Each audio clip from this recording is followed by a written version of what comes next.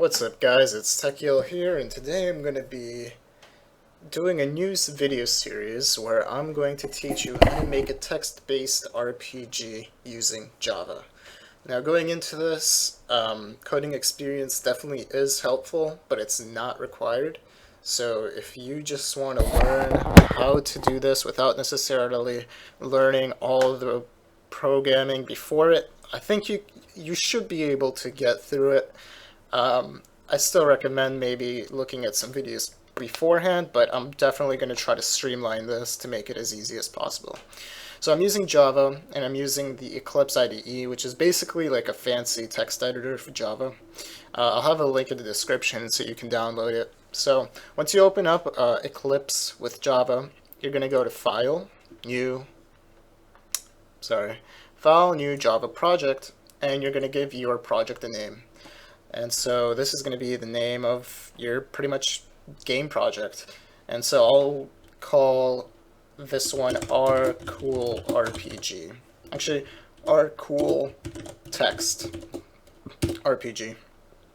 Now, as you can see, you have a project explorer on the left side where all your different Java projects are listed. And so R Cool Text RPG, you can look into what it's in the directory, and you'll see a SRC folder, which stands for source folder. And this is where all your Java files are going to go. Right now we don't have any Java files, so we're going to go ahead and make one. We're going to go to File, New, and Class.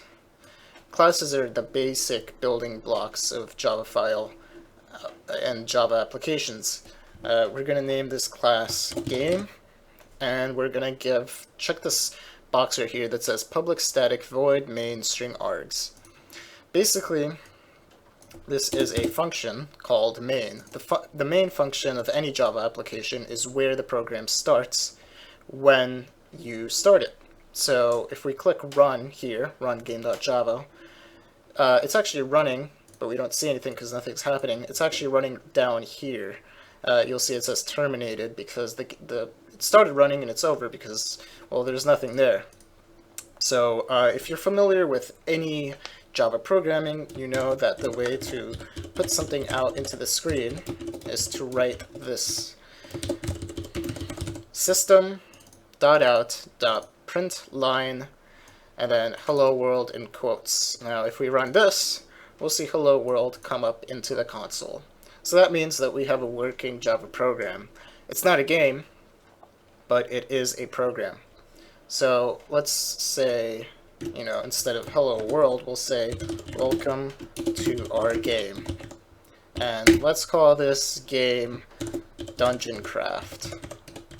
I don't know why, it just sounded cool. Okay, so welcome to our game Dungeon Craft. Okay, you will die. Okay, so now if we run this, welcome to our game, Dungeon Craft, you will die. Still, it still terminates because this is all the program does. If we want to make it do more, we're going to make a variable called input. We're going to string input. That's going to be our variable name, is input. String is just any text. That's how text is represented in Java. So welcome to our game Dungeon Craft, you will die. That's considered a string as well. Right now we don't have input set to anything. We could set input to talk to NPC, but then that's just giving it one value. We want to make this dynamic. We want to make people be able to put in their own input. So the way we do that is we import a scanner object. And so let me just write this over, and then I'll explain it. Oops, sorry, messed up right there. Okay, so write this line right here, scanner equals new scanner, system.in. It's going to give you this red line. The thing that's good about Eclipse is that if you don't have any of the requirements imported into your project, you can just hover over what's red, and it says import scanner, and now we have the scanner. So what's going on here? Basically, You see how we have string input? String is the type of variable and input is the variable name. Well, scanner is the type of variable as well. So string is a type of thing in Java, it's text, and you also have a scanner. And there's a difference between the two, but I won't get into that now. So scanner, just think of that as also a variable type. And this, you see how input is the variable name?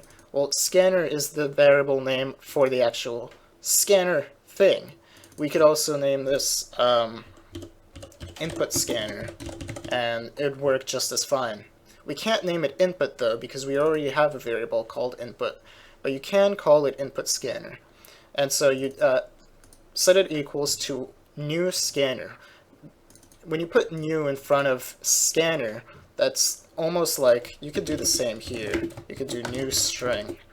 And when you put new whatever, that means that you're creating a new instance or a new manifestation of some type of variable type. Now this variable type is a scanner, so we're creating a new type of scanner, right? And here we're creating a new type of string. The thing with strings though is that you don't need to do this part. Java just kind of assumes it. With scanners you do need to do it. You do new scanner, and then you put these parentheses here. And these parentheses indicate what type of scanner you want to make. You could scan, input from a text file. You could scan input through any sort of, a large variety of sources. When you do system.in, that means that your input is going to be generated through this console right here.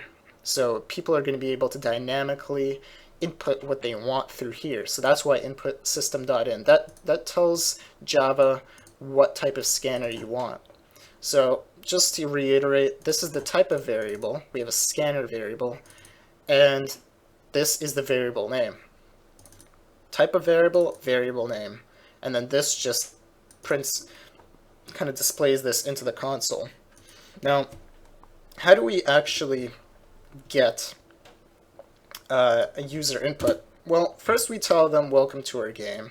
We're going to copy and paste this, and we're going to say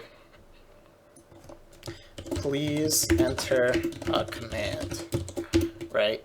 So now if we run this, welcome to our game, you will die, please enter a command. If the person is still not dissuaded from playing, from us telling them they'll die, they're going to enter a command. However, this just prints everything. This doesn't actually add the functionality to input anything. So the way we do that is we do input scanner, we do input equals input scanner dot next line. Okay? So what's going on here? Well, you see this equals sign that we did after the variable name? So it goes variable type, variable name, equals something. When you're doing an equal sign, the variable on the left side is going to equal whatever on the right side. So input scanner, right, that's a variable, that's going to equal a new instance of a scanner object. Okay, now input, that's a string, and our string variable called input is going to equal whatever on the right side. Well, let's see what's on the right side. It's going to be equal to input scanner, so it's not equal to the input scanner, but it's equal to the input scanner dot next line. The next line is a thing that input scanner can do.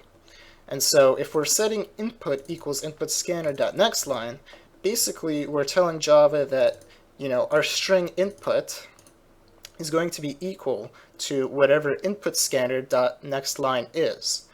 Now this dot next line thing is written behind the scenes as to wait for somebody to write a piece of code, or sorry, not a piece of code, to write something in this console over here. So that's what input scanner dot next line is going to be equal to. So if we run game now, as you can tell, it's not terminated because it's waiting right here on this next line thing. Please enter a command, hello. Now it's terminated because it's completed the dot next line and there's nothing left over. Okay, now let's see if we can print our input into the console. Well, it would be the same code, dot print line. Now, instead of putting something in quotations like, hey, bud, we're going to input a different string. Now remember, system.out.println, you put in your string between the parentheses. This is an example of a string, but I also said that input is a string. So what if we just do input, right? Please enter a command. I will beat this game. Now, it's going to print whatever we put in as the input. So, I will beat this game, exclamation mark, exclamation mark, exclamation mark, is our command, and that's what gets printed afterwards. Thank you for watching. This is the first part of the tutorial, but I hope to expand this into a fully fledged game by the end of this series.